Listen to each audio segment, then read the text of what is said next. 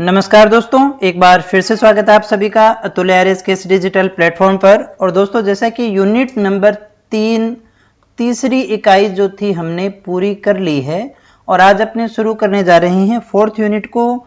Fourth जो हमारी unit है, तीसरी पहले तो मैं ये बता दूं, तीसरी हमारी पूरी हो गई है। इसमें हमने ये टॉपिक छोड़ा था अधिगम में आने वाली कठिनाइयां। अब चूंकि अगला जो यूनिट है वो पूरा का पूरा अधिगम से ही रिलेटेड है, तो इस अधिगम में आने वाली कठिनाइयों को भी अपने वहीं पर डिस्कस करने वाले हैं। बाकी ये दोनों टॉपिक हमारे अच्छे से हो गए थे। यूनिट नंबर 4 जो है हमारी, उसमें मेन जो टॉपिक रहेगा अपना वो है अधिगम।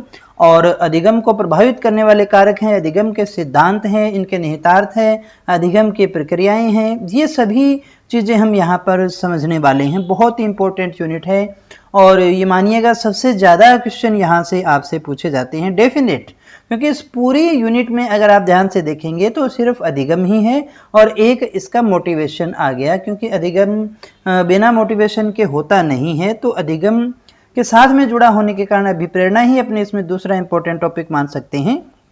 बाकी पूरा का पूरा जो है यहाँ पर बेस जो है हमारा अधिगम ही है। बहुत इंपॉर्टेंट टॉपिक है, बड़े अच्छे से हम इसको आराम आराम से करके चलेंगे, एक एक चीज को बड़े अच्छे से समझेंगे और इसे करने के बाद में मेरा पूरा विश्वास है कि आपको कहीं से कुछ और नहीं पढ़ना पड़ेगा। तो चलिएगा, बिना समय गंवाए वीडियो को शुरू करते हैं। और अभी तक अगर आपने लाइक नहीं किया है तो कर दीजिएगा, चैनल को सब्सक्राइब नहीं किया है तो कर देना, क्योंकि पूरा सिलेबस अपने बिल्कुल चिंता मत कीजिएगा, सारा सिलेबस अपने यहाँ पर करने वाले हैं।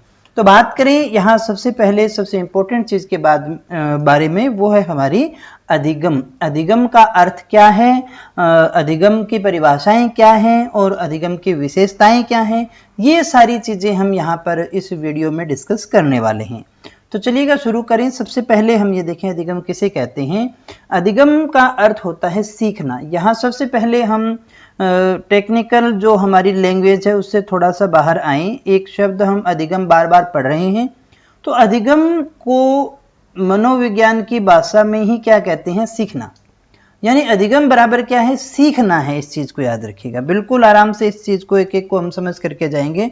और इतना कह देता हूं, इससे बाहर कोई क्वेश्चन आपका नहीं आने वाला है, अधिगम में तो नहीं आएगा। अधिगम का अर्थ होता है सीखना, सामान्य भाषा में हम इसे सीखना कहते हैं। और सीखना कौन सा है, अनुभव के द्वारा व्यवहार में होने वाला परिवर्तन। यहाँ हमें ध्यान ये देना है कि ये जो सीखना है वो कौन सा है, अनुभव के द्वारा व्यवहार में होने वाला परिवर्तन है, जो मेच्योरिटी के साथ में होता है, या हम यूं कहें जो परिपक्वता के साथ जो आता है वो परिपक्वता तो है, लेकिन वो अधिगम की श्रेणी में नहीं आता है। जैसे जैसे उम्र बढ़ती है, बच्चा चलना सीखता है, कुछ और चीजों को सीखता है जो उसके शारीरिक विकास में ही शामिल होती है, तो जो मेच्योरिटी के साथ आती है वो अपने अधिगम में नहीं लेते। अधिगम जो नई चीजें हैं जो वो अनुभव के द्वारा सीखता है। आगे बढ़ते हैं, एक एक करके हम सभी चीजों को अच्छे से समझने वाले हैं। तो यहाँ दूसरी जो लाइन थी अपनी वो यही थी कि सीखने को ही मनोविज्ञान की भाषा में अधिगम कहते हैं। यानी यहाँ गंगाधर ही शक्तिमान है, इसका मतलब अधिगम ही सीखना है, सीखना ही अधिगम है। दोनों चीजें एक ही हैं, यहाँ कंफ्यूज आपको नहीं होना है। मैं जब भी अधिगम शब्द की बात करूं तो आप उसके माइंड में सीखना ही मान करके चलिएगा, क्योंकि अधिगम क्या है, सीखना। और सीखना होती है नई चीजें जो हम अपनी प्रयासों से, जब भी हमने कुछ सीखा है तो हमने कुछ से सीखा है, हमने हमारे प्रयास किए हैं, हमने हमारे अनुभव लिए हैं, कोशिशें की हैं, दिमाग लगाया, उन सभी चीजों को करने के बाद में हमने कुछ सीखा है, जो हम प्रयासों से सीखते हैं। अधिगम अर्जित होता है, जन्मजात जो मिला वो अधिगम में नहीं आता, अर्जित है जो चीजें हमने बाद में सीखी हैं। स्वाभाविक प्रक्रियाओं को छोड़ करके जो सीखी गई चीजें हैं वो सारी के सारी अधिगम की श्रेणी में आती हैं। अगर हम शब्द की बात करें कि अधिगम शब्द कहाँ से आया है, तो अधिगम का जो इंग्लिश वर्ड है वो है लर्निंग। और लर्निंग जो है जर्मन भाषा के शब्द लर्नन से बना हुआ है, और ये लर्नन से बना है जिसके लिए अंग्रेजी में हम लर्निंग शब्द का प्रयोग करते हैं। अब यहाँ अधिगम शब्द की अगर हम बात करें तो अधिगम शाब्दिक अर्थ जो हमने देख लिया, अधिगम जो है लर्निंग ही है। लर्निंग लर्नन से बना हुआ है, सीखने के लिए ही हम शब्द का यूज लेते हैं। अधिगम से अभिप्राय हमारा है अभ्यास और अनुभव हाँ, यही हमने देखा पीछे भी कि जो भी हम अभ्यास या प्रयास और अनुभव के द्वारा जो हमारे व्यवहार में परिवर्तन होता है, उस परिवर्तन को लाने के लिए जो प्रोसेस है उसे हम अधिगम के नाम से जानते हैं। तो ध्यान दीजिएगा, यहाँ जो हमारे पास में सबसे पहला वर्ड आता है वो हो गया व्यवहार में परिवर्तन। अधिगम क्या है? व्यवहार में होने वाला परिवर्तन। हम कहें इसको आसान अगर मैं करना चाहूँ तो अधिगम बराबर क्या हो गया? हमारे व्यवहार में परिवर्तन, यानी जैसा हम पहले करते थे वैसा अब नहीं करते हैं। मान लीजिएगा कोई सवाल हमने करना शुरू किया या कोई मेंटल एबिलिटी का क्वेश्चन था। हर क्वेश्चन एक नया लॉजिक का होता है। हमने एक तरह की आईक्यू हमने देख ली, एक तरह की मेंटल एबिलिटी हमने देख ली। जैसे मान लीजिएगा ये एक पैटर्न था 3, 6, 9, 12। तो हमें कुछ प्रयासों के बाद में जब ये पता चलता है कि 3-3 जुड़ करके हुआ है या 3 का पहाड़ा ही है, जब दोबारा इसी तरह का कोई सवाल आता है तो हम वैसे सारी प्रक्रियाएं नहीं दोहराते हैं। तो इसे ही हम क्या कहेंगे? व्यवहार में जो परिवर्तन है वो हो गया, अब हम वो चीजें नहीं करते, अनुभव के द्वारा हमने सीखा है। तो अधिगम क्या होता है? व्यवहार में परिवर्तन। और ये व्यवहार में परिवर्तन जो है वो किससे होगा? वो होगा अभ्यास से। और वो किससे होगा? वो अनुभव से होगा। अनुभव और अभ्यास से होने वाला व्यवहार में परिवर्तन लाने की जो प्रक्रिया है, उस प्रक्रिया के लिए हम यूज करते हैं कौन से शब्द का? अधिगम। अधिगम एक प्रक्रिया है, अधिगम एक परिणाम भी है। अधिगम एक प्रक्रिया है, फिर दोहरा रहा हूं, अधिगम एक परिणाम भी है। और अधिगम के द्वारा, ध्यान दीजिएगा, अधिगम व्यवहार में परिवर्तन लाने की जो प्रक्रिया है, इस प्रक्रिया में क्या शामिल होता है? अभ्यास और अनुभव शामिल होता है, वही हमारा अधिगम कहलाता है। और यहाँ पर जो चीज हमें और ध्यान देने वाली है वो है कि स्वाभाविक रूप से व्यवहार में होने वाले प्रगतिशील या परिमार्जन करने वाले, जो हमारे व्यवहार को परिमार्जित करते हैं, हम केवल उन्हें ही अधिगम के रूप में मानते हैं। यानी अधिगम एक पॉजिटिव साइन है। अधिगम समाज में जो पॉजिटिविटी की जो चीजें हैं, जो हमारा विकास करता है। जैसे मान लीजिएगा हम किसी ने जेब काटनी सीखा, तो वो क्या अधिगम की श्रेणी में आएगा? जनरली तो अपने लेंगे स्वाभाविक रूप से, लेकिन नहीं लेंगे ना यहाँ, क्योंकि वो प्रगतिशील नहीं है। तो स्वाभाविक रूप से व्यवहार में होने वाला प्रगतिशील या हमारे व्यवहार में परिमार्जन मतलब एक तरह से पॉजिटिव सेंस में अपने देखते हैं यहाँ पर, जो हमें समाज में समायोजित करता है, जो हमारे समाज में एक रिस्पेक्ट दिलवाता है, अर्निंग करने में मदद करता है, समस्याओं का समाधान करने में मदद करता है, वो सभी होने वाले परिवर्तन अधिगम कहलाते हैं। तो यहाँ एक बार फिर से समराइज करना चाहूंगा मैं, अधिगम क्या है? अधिगम का शाब्दिक अर्थ है सीखना। सीखना ही क्या है? अधिगम है। और सीखने का मतलब क्या है? व्यवहार में होने वाला परिवर्तन, जो अब दोबारा हम उस व्यवहार को वैसे नहीं करते हैं। व्यवहार में होने वाला परिवर्तन कैसे हमने किया? तो उन्हें अभ्यास और अनुभवों के द्वारा किया है ऐसा परिवर्तन। और इस परिवर्तन की जो प्रक्रिया है, जो परिणाम है, वो सभी अपने अधिगम की श्रेणी में लेकर के चलते हैं। दोस्तों चलिए आगे बढ़ते हैं और देखते हैं अधिगम के परिभाषाएं मोस्ट इंपॉर्टेंट है, क्योंकि 1 से 2 क्वेश्चन आपके ऐसे आने ही आने हैं जिसमें आपसे पूछा जाएगा निम्न में से कौन सा कथन अधिगम के बारे में सत्य है या असत्य है। तो हमें ये बड़े अच्छे से यहाँ पर सिर्फ आप परिभाषाओं के रूप में मत देखिएगा, इनको विशेषताओं के रूप में भी देखेंगे। और यहाँ से 1-2 क्वेश्चन आपके उठने हैं। एक तो ये परिभाषा किसकी है, और दूसरा आ जाएगा ये कौन सी विशेषता के लिए कौन सा जो है इनमें से 4 ऑप्शन में से सही है या नहीं, जो अधिगम की विशेषताओं से संबंधित होता है। तो 2 क्वेश्चन आपके यहाँ से आने हैं, बड़े ध्यान से एक एक चीज को समझिएगा, और यहीं से आना है तो अच्छे से इन चीजों को याद कर लीजिएगा। सबसे पहली जो परिभाषा है वो है हिलगार्ड की। हिलगार्ड क्या कहते हैं? नवीन परिस्थितियों में, ध्यान दीजिएगा, यहाँ ये बात करते हैं नवीन परिस्थितियों की। नवीन परिस्थितियों में अपने आप को अनुकूलित करना ही क्या है? अधिगम है। तो यहाँ से एक शब्द हमारे पास में अधिगम के लिए आ गया। अधिगम क्या है? अनुकूलन है। किसके साथ में? नई जो भी हमारे पास में परिस्थिति आई है उससे अनुकूलन करना ही जो है क्या है? अधिगम के रूप में देखा जाएगा। हिलगार्ड ने ये परिभाषा दी है, याद करिएगा। इनको याद करने के सिवा कोई उपाय हमारे पास में नहीं है। वुडवर्थ क्या है? यहाँ आप याद कर सकते हैं, वुड बर्थ करेंगे। बर्थ माने जन्म, तो नया ही होता है, जन्म तो हमेशा नया ही होता है, नवीन ही होता है। तो यहाँ पर यही शब्द दिया गया, नवीन ज्ञान और नवीन प्रतिक्रियाओं का अर्जन करने की प्रक्रिया ही अधिगम है। तो यहाँ जो स्पष्ट होता है, एक तो अधिगम क्या है, प्रक्रिया है, किसकी है, नवीन ज्ञान को अर्जित करने की प्रक्रिया क्या है, अर्जित करने की प्रक्रिया है। वुडवर्थ के अनुसार क्या है, अधिगम अर्जित करने की प्रक्रिया है। लेकिन क्या अर्जित करना है, नया ज्ञान और उद्दीपकों के प्रति नवीन प्रकार के जो प्रतिक्रियाएं हैं उनको अर्जित करने की जो प्रक्रिया है उसे ही हम अधिगम के नाम से जानते हैं। ये वुडवर्थ ने कहा। वुडवर्थ ने एक और परिभाषा भी दी है, वो कहते हैं कि प्रक्रिया तो है ही है, सीखना विकास की प्रक्रिया है। वुडवर्थ कहते हैं अधिगम विकास की प्रक्रिया है, अनुभवों में होने वाली वृद्धि ही क्या कहलाएगी, अधिगम कहलाएगी। ध्यान दीजिएगा, यहाँ पर जो हम बात कर रहे हैं, सीखना विकास की प्रक्रिया है, अनुभवों में होने वाली वृद्धि ही अधिगम की श्रेणी में आएगा। तो ये आप अच्छे से इसको याद रखिएगा। वुडवर्थ, सीखना विकास की प्रक्रिया है, अनुभवों में वृद्धि ही अधिगम है।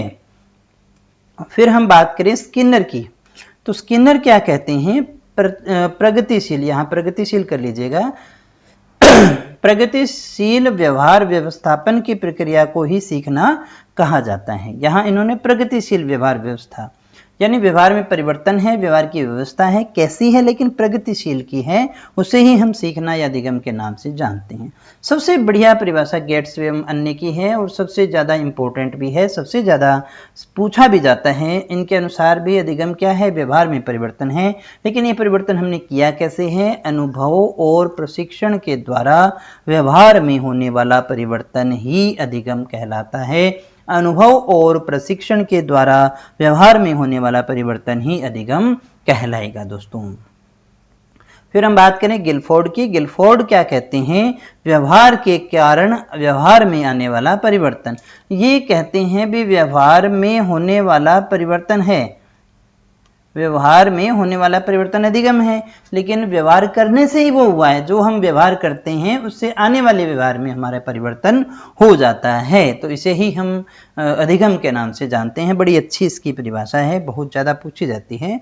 गार्डनर मर्फी महोदय भी अधिगम की एक परिभाषा देते हैं। अधिगम के अंतर्गत वातावरणीय आवश्यकताएं, वातावरण की जो आवश्यकताएं हैं उनकी पूर्ति के लिए जो हमारे अंदर सभी प्रकार के परिवर्तन आते हैं वो सारे परिवर्तन क्या कहलाएंगे, अधिगम। तो गार्डनर मर्फी यहाँ पर अधिगम के लिए वातावरणीय आवश्यकताओं की बात करते हैं। एक बार फिर से मैं इन सभी चीज़ों को दोहरा दूं ताकि आपको सारी अच्छे से याद हो जाएं। हिलगार्ड, हिलगार्ड, हिलगार्ड किसकी बात करते हैं, अनुकूलन की बात करते हैं। इनसे आप इनका कीवर्ड जोड़ लीजिएगा।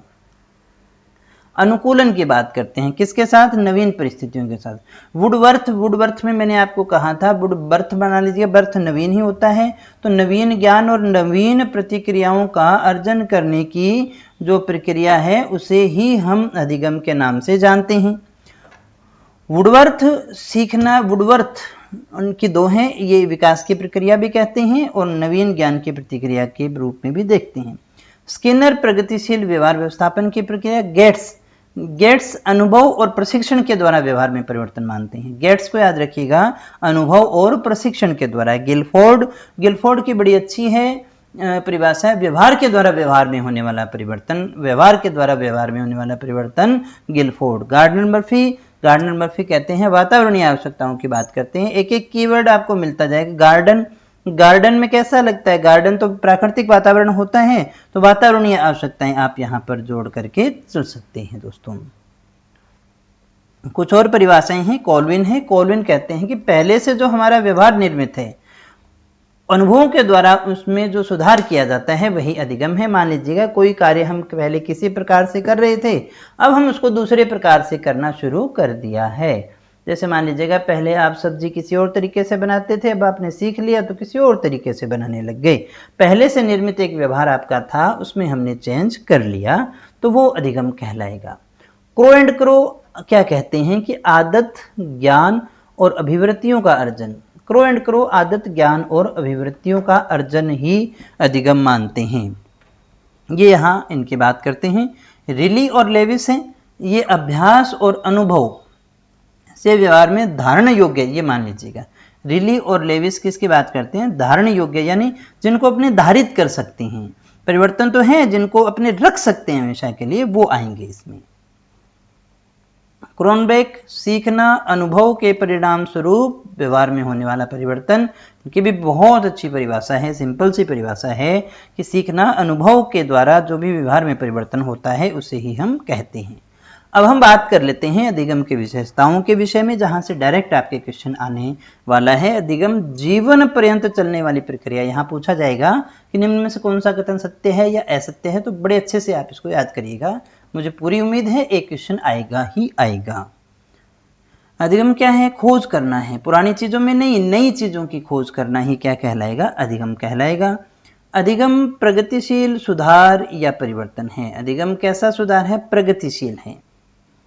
अधिगम सार्वभौमिक सभी जगह होता है दुनिया के अंदर, व्यक्तिगत भी होता है, आप व्यक्तिगत तौर भी सीखते हैं, पूरे सामाजिक तो समाज में रहकर सीखते हैं, इसलिए व्यक्तिगत भी होता है। व्यक्तिगत मतलब आपको सीखना है व्यक्तिगत रूप से, समाज में रह के सीखते हैं, इसलिए व्यक्तिगत भी होता है और ये सामाजिक भी होता है।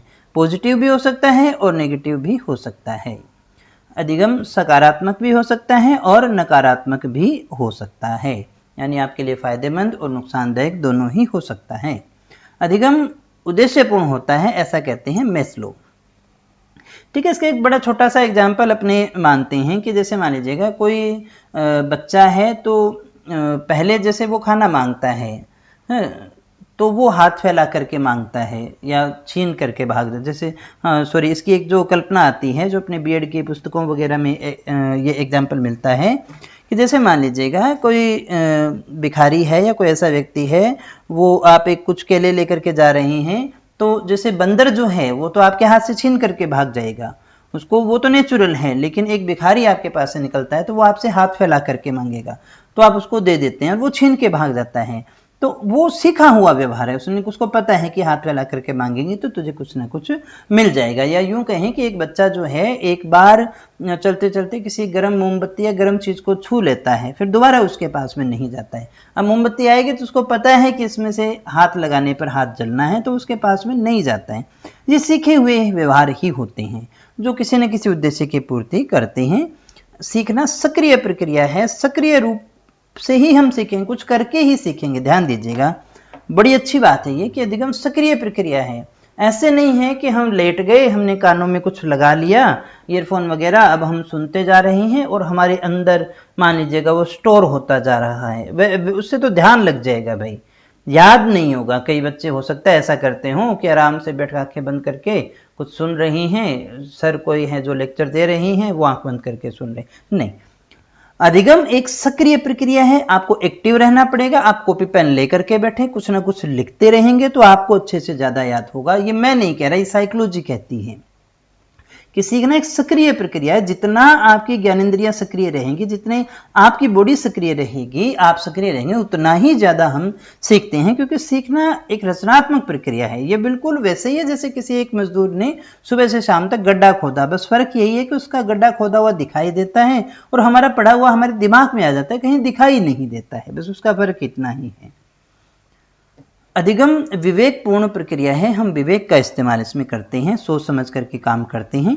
अधिगम ज्ञानात्मक, भावात्मक और क्रियात्मक प्रक्रिया है, ज्ञान से संबंधित है, ज्ञानार्जन करते हैं, भाव भी परिवर्तित होते हैं और हमारे कार्यों में भी परिवर्तन आता है।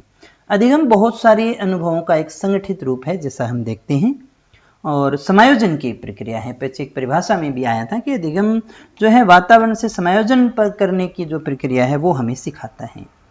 अधिगम के लिए पर्याप्त समय की आवश्यकता होती है, ये बहुत एक अच्छी बात कही है। अधिगम के लिए एक समय चाहिए भी, आपको टाइम देना पड़ेगा। जैसे आरएस की आप तैयारी कर रहे हैं तो लगभग 8.5 महीने का सिलेबस है आपका, 3.5 से 4 महीने का प्री का सिलेबस है, टोटल मिलाएं तो 8.5-9 महीने का सिलेबस है, वो उतना चाहिए आपको।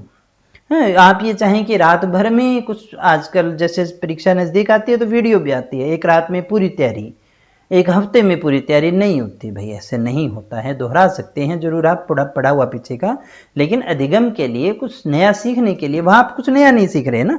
अधिगम के लिए जितना समय आवश्यक है, एक पर्याप्त, हर चीज को सीखने का एक लिमिटेड समय है, वो आपको चाहिए ही चाहिए। अधिगम वर्तुलाकार प्रक्रिया है, रोटेशन में आता है, चलता रहता है। त्रुटियां अधिगम का ही भाग हैं। तो वो आता है ना कि क्या हुआ अगर हम हार गए और कुछ नहीं होगा तो तजुर्बा तो होगा। तो यही है तजुर्बा, मतलब वो अधिगम ही है। जो आप सीखते समय गलतियां कर रहे हैं ना, तो आप उसको अधिगम ही मान के चलते हैं। जैसे आइंस्टाइन जब बल्ब बना रहे थे तो कहते हैं कि 1000 तरीके उनके फेल हो गए थे, उसके बाद में वो बना था। तब उन्होंने उनसे पूछा गया, तब उन्होंने कहा कि ये तो क्लियर हो गया कि इन 999 तरीकों से बल्ब नहीं बनाया जा सकता, यानी वो भी तो हमने सीखा ना, इतनी चीज़ों से ये काम तो नहीं हो सकता। तो त्रुटियां अधिगम का ही, त्रुटियां भी अधिगम ही है, इस चीज़ को ध्यान रखिएगा। भाई हमसे हमें ये भी तो सीखते हैं ना, भाई ये कार्य ऐसे तो नहीं होगा, ऐसे होगा, वो ठीक है अधिगम आ गया, लेकिन ये भी तो अधिगम है कि ऐसे नहीं होगा। तो त्रुटियां भी अधिगम का ही बात है, बहुत इंपॉर्टेंट, बहुत अच्छी बात है, लाइफ में काम आने वाली बात है कि जो आप गलतियां करते हैं ना, वो भी तो सीख ही है भी ऐसे काम नहीं किया जा सकता, ये अपने जानेंगे इससे। अधिगम विकास की प्रक्रिया है, निरंतर हमारे इससे विकास ही होगा, व्यक्तिगत सामाजिक दोनों होते हैं, बात कर ली है हमने। तो इस तरह से हमने देखा अधिगम का अर्थ, अधिगम की परिभाषाएं, अधिगम की विशेषताएं, बड़े अच्छे से हमने उसको किया है।